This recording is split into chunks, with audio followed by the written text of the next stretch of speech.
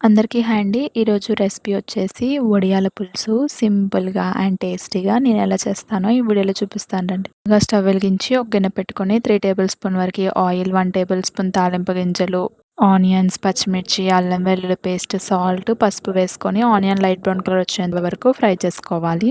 Onion light brown colour వచ్చిన తర్వాత ఒక మీడియం సైజ్ టమాటోని కట్ చేసి వేసుకోవాలి. టమాటో కూడా మగ్గిన తర్వాత ఇప్పుడు ఇందులోకి 1 టేబుల్ స్పూన్ వరకి కారం, ఒక కప్పు వరకి చింతపండు పులుసుని పోసుకోవాలి.